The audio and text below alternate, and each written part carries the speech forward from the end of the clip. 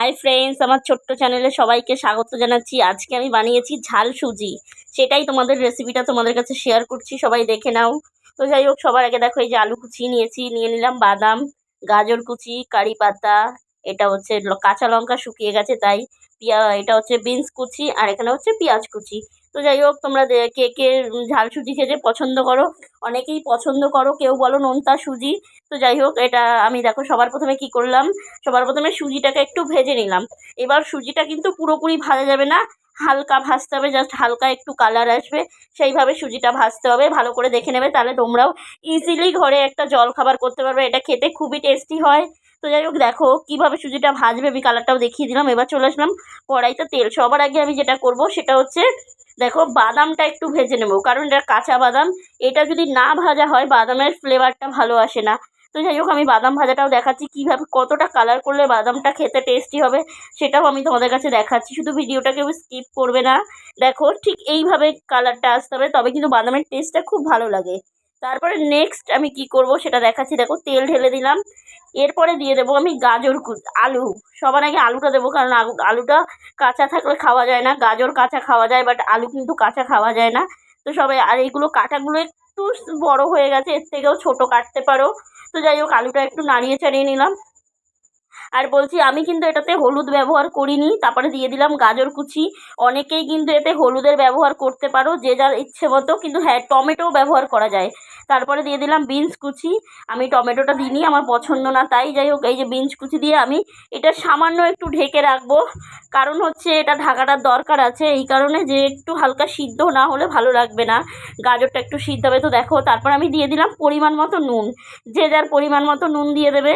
তো এবারে আমি দিয়ে দিলাম পেঁয়াজ কুচি, কারণ পেঁয়াজটা যদি আমি তেলে দিয়ে দিই তবে পেঁয়াজটা না মানে পুরো একদম মানে ভাজা ভাজা হয়ে যাবে, তো পেঁয়াজের ফ্লেভারটা থাকবে না।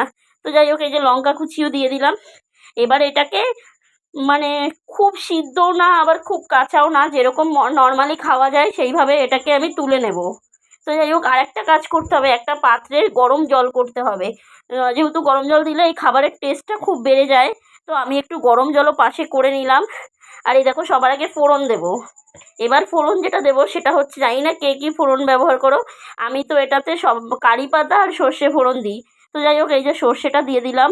তো সর্ষে দেওয়ার পরে কারি পাতার ফ্লেভারটা খুব ভালো হয়। আর যে কোনো এই যেরকম হচ্ছে চিড়ের পোলাও বলো, এই ঝাল সুজি বলো, এতে কিন্তু মানে কারি পাতাটা খুব ভালো লাগে।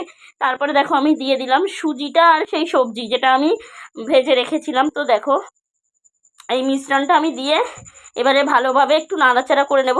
তারপরে আমি যেটা করব, দেখো নাড়াচাড়া করলে ঠিক এই রকম হবে। এবার যদি কেউ হলুদ দাও তবে কালারটা হলুদ হবে, আর আমার হলুদটা ভালো লাগে না বলে আমি দিই না। তো তারপরে দেবো জল। জলটাও কিন্তু খুব বেশি দেবে না, দেখো যেরকম সুজিতে অতিরিক্ত জল খায়, কিন্তু না, দেখো এটা কিন্তু যদি তুমি ঝুরঝুরে বানাতে চাও তবে কিন্তু জলের পরিমাণটা কম করতে হবে, সেটা বুঝে নেবে। দেখো আমি কতটা জল দিয়েছি, এই পরিমাণে জল দেবে। আর ঠিক গ্যাসটা তখন কম করে দেবে। তারপরে এই যে দেখো কীভাবে ঝুরঝুরে হয়ে গেল, সুন্দর বাদামগুলো উপর থেকে দিয়ে দিলাম। তারপরে এই যে আমি নামিয়ে নিচ্ছি।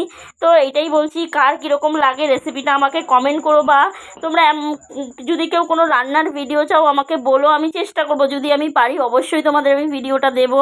তো খেতেও খুব টেস্টি হয়েছিল, কেউ যদি ট্রাই করো আমাকে বলো, বা কোনো রান্নার ভিডিও সেরকম আমি যেরকম বলছি আমি পাওভাজি এগুলো বানাতে পারি, যদি কেউ কোনো সময় বলো তাহলে আমি চেষ্টা করে তোমাদের দেখবো ভিডিওটা দিতে পারি কি না।